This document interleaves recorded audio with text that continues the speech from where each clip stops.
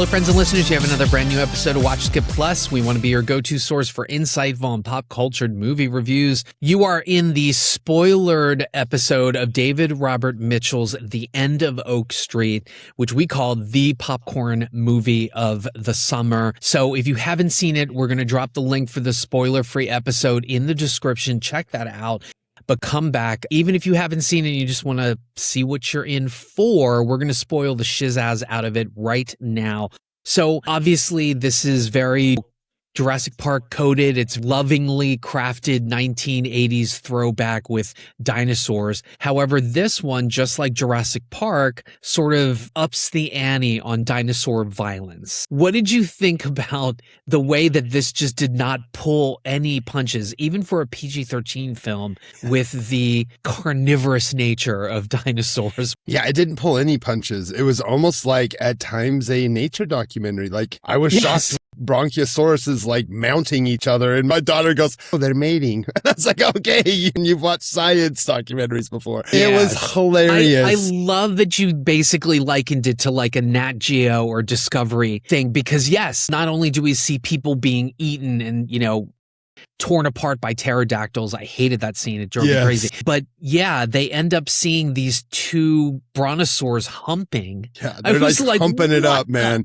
And they think it's so funny that she like takes a picture of Ewan McGregor and he's holding a sledgehammer and they're in the background. The male is like mounting and wrapping his neck around and almost like kissing the ears. It was kind of cute. The movie just kept shocking me one minute to the next. You just keep thinking you've seen these movies at first, like, okay, wow, okay, fully feathered raptors. Okay, that's the balls that Jurassic World never had. So they're showing us fully feathered. It was nice to see the accuracy. Yeah, it looks, scientifically accurate from what we know now here in 2026 compared to what, Spielberg knew in 1993. That's the difference. But yeah, it was really cool, unique, and still bloodless, right? There's not a lot of blood. There's a lot of shock. Do we want to go ahead and talk about like the most shocking moments?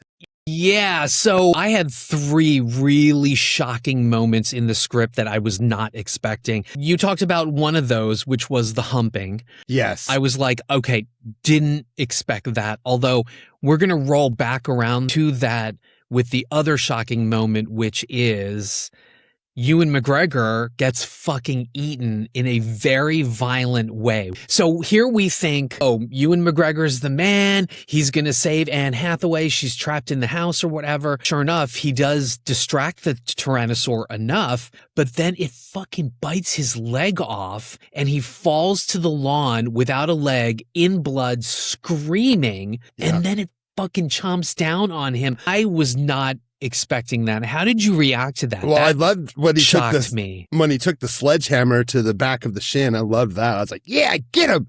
And then he hits him again. And I was like, yeah, and knocks him out. You just killed him. And the next thing you know, he grabs him by his leg and then chomps and his body falls down and he's holding his leg. And I'm like covering my 9-year-old's eyes. And my son is like, no. He wanted to see it. And he's holding his leg. And then it comes and chomps down, grabs him, lifts him up off a screen, thankfully. And then we kind of cut to the family watching their father and husband getting eaten. I could not believe that they went there. Do you want to bring him on and ask him how he felt? Tell us what you thought about the dad getting eaten. How scary was that? I didn't really care because we didn't watch it late, so I was like, no, I can look. Was I trying to cover your eyes? And then now I'm like, I regretted my decision. You wish I would have covered your eyes. Yes, You kept pushing my hand away. Was that the scariest part to you? The scariest part is when the guy went on the roof and the guy was shooting the pterodactyls. Yeah, I did not like that when they tore him apart. Very scary. No. That was very scary to you. Yeah. So what would you rank it? Probably it would be like a hard watch.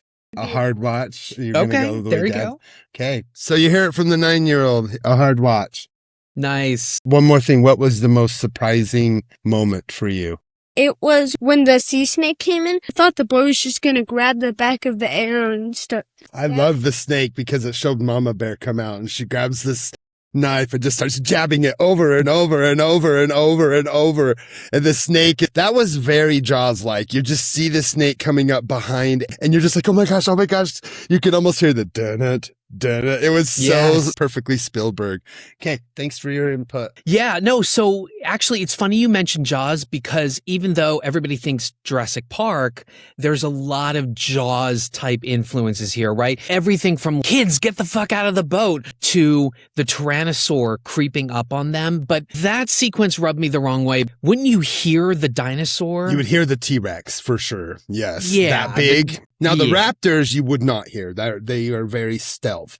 So that I believed. The other big shock for me was the actual seeing the carnage, which I've always wanted to see the carnage of raptors and dinosaurs just taking people out when the camera goes up into a drone and you just see families running from raptors and pterodactyls coming and grabbing people and T-Rexes. And then a T-Rex comes and bites an omnivore right in front of us, pulls it off screen. Yes, that scared me too because I'm like Vegisaurus or whatever. And then the T-Rex comes out of nowhere and eats it. And I was like, oh my gosh, it was so many fun moments like that where you're just totally in shock because we've seen a lot of dinosaur movies, but because of, budget restraints or whatever, we never see that kind of full on carnage before. So basically, here's the mystery. We have wormholes. So it's no surprise that the daughter loves Carl Sagan. So she's reading all this stuff. And I was just kind of like, I hope you're paying attention, Scooter. She will tell us why this is happening. So there's some kind of a wormhole gone wrong, right?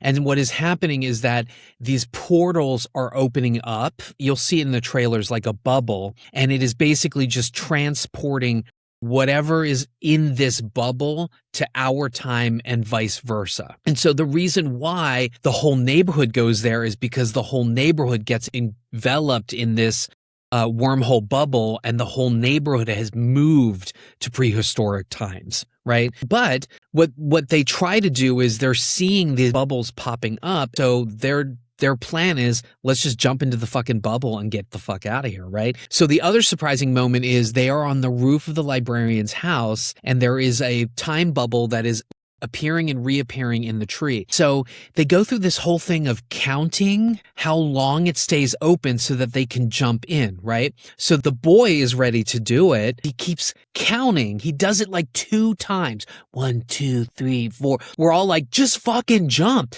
So he jumps and it fucking disappears. And he just falls straight down onto the lawn and breaks his leg. I screamed the F word so loud. I was embarrassed. It's like the jump in one battle after another where you see you're not ready for Leo to go pummeling down. That's exactly what I thought of. I was like, oh my God. Oh my God. And then the kid hits. And you can hear the snap of his leg, and he's like, holding his legs. And that was another scene where my daughter's like screaming. Oh my gosh. But I have to tell you that even though I was scared, I started laughing because who's seen that in a movie, right? I think it's pretty cool. There's a weird bullying arc that goes on here. There's like kids that are chasing them. It's very like Steven Spielberg, E.T., that kind of thing. I think I might have even yelled out like, Caden Tucker, you piece of shit. Well, like in the movie theater when it was happening. But then there's also a classmate of theirs who is black. She's new to the neighborhood. But what's weird is they're not reacting to her being black. It's just that her family could afford private school, which is such an 80s thing, right? That they're it's like, rich. That's it. Yeah, she's not going to public school. What's that like? But what's weird is you think, oh, the boy's going to have a crush on her and they're going to become this couple. But it's actually the sister and her that end up having an attraction to each other. No one foresaw 1982 lesbians in this dinosaur movie. What did you think of that development? Yeah, I mean, it kind of seemed like they had a little wink at one moment, like early on when they first kind of meet. But by the end, it was like cute. But I think it's there enough that my kids didn't notice it. So I don't know if everyone's going to notice it. It's not loud and proud or anything. Yeah, this is so wink, the lesbian love aspect that it's even like, to me, more of a wink than what we saw in Lightyear, but that caused a big uproar with Snoop Dogg taking his grandkid to. So, I mean, whatever. People are going to be stupid. But yeah, I thought it was sweet and cute. But you know what's interesting is I think that what's really nuanced and knowing about Mitchell's script is that obviously he's our age. He grew up in the 80s as well. But one of the things about this is it does transport us back to 82. The values were very, very different then. And I love that the screenplay kind of shows that. So we've got the kids reacting to the richness versus the girl being black, right? Or what I love, there's a really wonderful moment where the black girl neighbor is so scared and she wants to run away, and she says, "I can't find my parents," or implies that her parents were killed, and the daughter goes out and hugs her. Like we did that in the 80s. You saw, even if it was a stranger and you saw somebody and they were like, "I'm having a horrible day," this and that, and we hugged them, right? There was that kind of closeness with strangers. In much the same way, it's this community thing where they're doing the sack races. They're, throwing water balloons and everybody's just kind of coming together, right? And I love that aspect of it, even though this script also talks about the sort of gender stereotypes and the gender assignations, as it were, because Anne Hathaway's character toils away at night writing a story because she wants to be a writer. But back then you just took care of the kids. You didn't think about that. And then the father, who's the breadwinner, he's been laid off. He's not telling them. He's, delivering pieces for income, but he's sort of saying like, "Oh yeah, that's my part-time job." And so of course that's kind of predictable because it dovetails with the fact that as the movie opens, they're sort of on the outs and like things aren't working out. If you look closely, a lot of the scenes where they flesh out the conflict between the two of them and they're having those arguments, if you look closely, McGregor's wearing a hairpiece. It's a reshoot. I noticed it too. So in the beginning, when she's like, "May I talk to you over here?" And then they start talking more about this and that. It's the beginning of the film. His hair looked really fucking weird. And then later they're in a bedroom and they're talking as well. It's shot from a different angle, so that you can't see his side, the side hair. But again, it looked weird. And I was like, why did they feel the need to have to beef that up, even in a 90-minute movie? Because I feel like you got enough of that. But I guess the studio execs thought, hey, we got to beef it up. Well, let's talk about the ending. Do you want to set up how this film actually ends up? Because I had hinted over this about this essentially becoming time travel, almost Harlan Ellison Terminator 2-esque, because there's a folding back. Do you want to explain the ending to the friends and listeners? So like we talked about, there's that big dome globe thing that comes, that's basically like a huge wormhole that comes and sucks up what's there and then transfers it to a different time. So you're basically taking a chunk from the, whatever period of time, dinosaur period that is, into 1982, and that piece of 1982 arrives mysteriously right in the prehistoric time. And it was funny, the dome reminded me of The Simpsons, and I kept thinking about, Obsessions was based off of The Simpsons too. We're getting the Simpsons movie wink here, which is about a big giant dome and how they have to live under the dome. And then there was a whole TV series based off the Under the Dome as well. Stephen King, Under the Dome. So yes, lots of funny little Simpsons. They just keep popping up, and they're going to for the rest of time. I think my kids are going to be my age talking about The Simpsons popping up into pop culture. Heck yeah. So yes, very interesting concept. They talk about Carl Sagan. There's a lot of metaphysics, and there's even a sequence that I loved how it was shot when the family is together talking about what could be happening, in the way that they zoom in on a face and in the background the person's talking.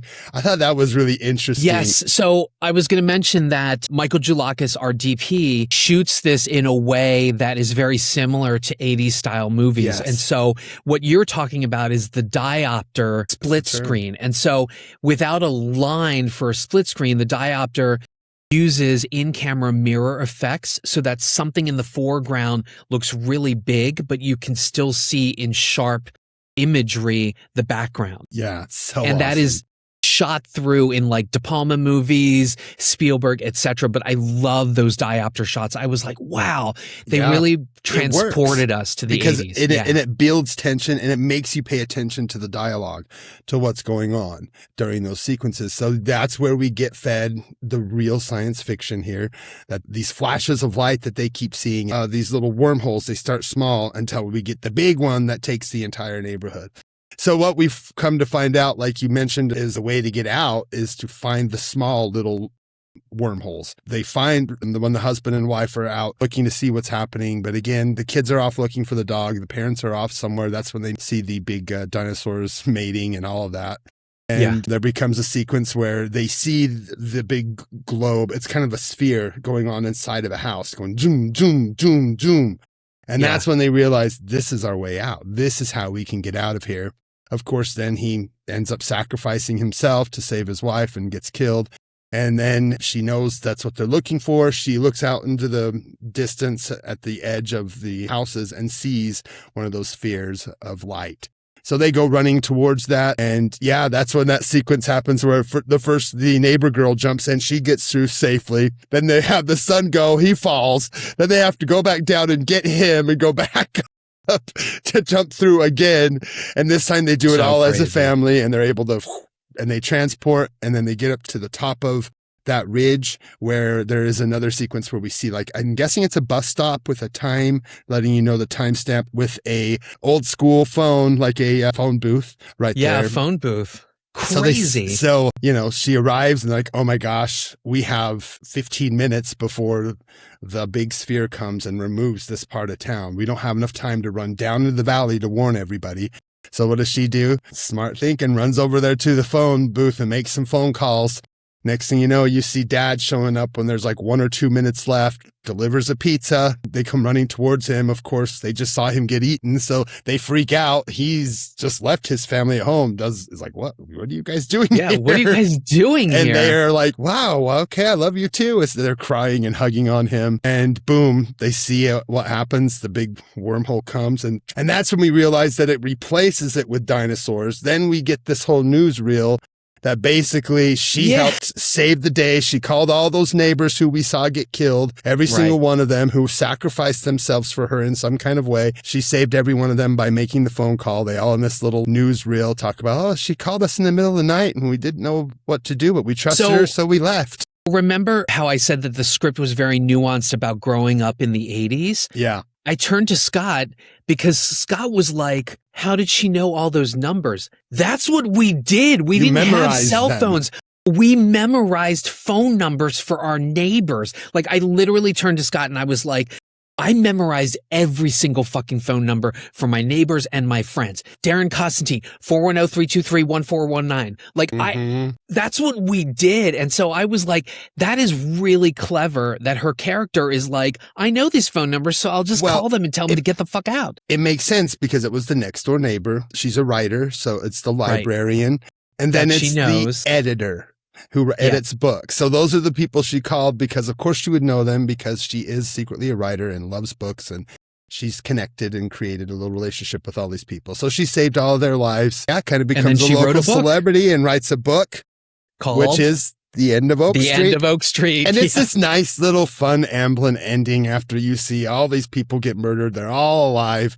And yes, I know some people are saying poo poo. I'm sorry, that's what we got in the 80s. This is the exact thing the ending. I love the happy ending, and you needed it. I also have more questions because you see them like wrangling the dinosaurs outside of like strip malls. Yeah, they kind of mentioned that, how they caught them. Well, where did that go? Did they go to Jurassic Park? If this is a just world, this could be a great franchise. It could be a great franchise. We could dive into this world. Or Land of the Lost. Yeah, it could really go into whatever. Unfortunately, people aren't getting their butts into seats for this. So if you haven't seen this and you're just listening, go see it. Go see this. There's no reason not to, even if you're just spoiling it for fun.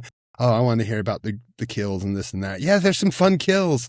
And yes, there's little bits of blood here and there. And like my son said, the pterodactyl rips the dude apart. Ewan McGregor gets torn apart. His leg bloody blurt everywhere. Of course, it's CGI, but still, it looks great. It's awesome. It's funny. It's scary. And yeah, there's a little weird sci-fi, and there's enough little winks of what's going on with the Carl Sagan and metaphysics. And if we know that was the beginning of multiverse and dimensional travel and things of that nature. So, I love that they didn't overreach with the explanation. So much of movies nowadays is, hey, audience, we're going to tell you why this is important, but they just sort of let you go through it like a good graphic novel or a good book. Exactly. It's really, really well done. David Mitchell, we love you. This is good stuff. Thank you. It's wonderful. And gosh darn it. Like, if nothing else, his films are all cult classics. I know that It Follows was huge. He's got the sequel coming up next year, if I'm not mistaken. Yep. And I think he's already moved on to this sci-fi movie that I had mentioned, Alpha Gang. So good stuff by him. And if you're not caught up on his stuff, do. Very good stuff. Thank you for what you do for film. Like, seriously, us dudes in our late 40s and early 50s, this is like that addictive gum that you just can't stop chewing. You just want more and more of until your mouth is full of bubble gum. It's just how I feel. I just wanted more and more of this. Please give us more. And I don't know how they pulled some of these effects off. The graphics look wonderful. There was never any time where I thought that we were getting some sci-fi style, cheapy looking graphics. AI looking dinosaurs. None. Dinosaurs. God, I think it's about an 80 or $92 million budget. But like, people go out, please support this. Give it Tyrannosaur legs so that it can just keep going at the box office. When you're done with your Spider-Man rewatch, come on back and watch End of Oak Street. So hard watch from both of us. Any other thoughts? No, I mean, go see this. Like, gosh, but even if you've seen the trailer, though, there are many, many more surprises. That's how you do a trailer, by the way, folks. You don't spoil everything in the trailer. You leave some stuff. Which reminds me, by the way, I think savvy audience members will realize McGregor is going to die. There is a sequence where she goes to the editor's place and she sees her in the kitchen, and there's this very dramatic shot where Anne Hathaway freaks out and she ends up backwards, and there's a picture of the two of the editor and her husband. So that's foreshadowing, one, that something's going to happen to a spouse, and then two, in a weirdo reversion of, hey, want to see my kids picture thing, which anytime anybody shows a picture of their kids to another character, you know that character is going to die. She takes the Polaroid of him with the dinosaurs. Yeah. And I'm like, he's dead. That motherfucker's dead because she just took the picture of him. I didn't catch that. See, you're the one that says I don't ever catch things. I did not catch any of that. So you can't see it now. Cool. All right. What are we doing next week? So the wide release of Teenage Death and Sex is this upcoming weekend. Yeah, Camp Miasma. Yeah, Camp Miasma. That's something we could do because that's an official wide release. Let's do Teenage Sex and Death because that's what I'd like to do too. Yeah, I think that would be good. I think there's a lot of interest around there, but then also a lot of vitriol because the director is transgender and there just is just criminally evil, mean comments towards transgender people. Yeah, Jane understands that film is about art and tailoring your message. Nobody needs to understand it. You are the one that understands it. And it's for you. And the people who need that, they're going to catch on. Like you said, it's not made for me. And I think that's why I didn't understand it and I didn't like it. But I think I'm going to go back and revisit that because, I mean, listen, I know this is a weird comparison, but like Super Mario Brothers movie was not made for me, right? And they are making films that speak to people going through gender dysphoria or transgender issues. So, I'm excited to do that. So, everybody come on back next week. We are going to do that. And, check out our pod roll in the description. Mike, parting thoughts? Yeah. Like I said last time, if you haven't called your loved ones, mothers, grandmothers, fathers, do it. You never know when it's too late. Also, get out last bit of summer. Enjoy things before it gets too cold. Support End of Oak Street, folks. We need to push that to making its money back so we can get some more from Mr. David Mitchell. And check out Under the Silver Lake. It is fantastic. Fantastic. So, all right, everybody, as always, be kind, be open, be vulnerable, and we will see you next week. Bye. Bye.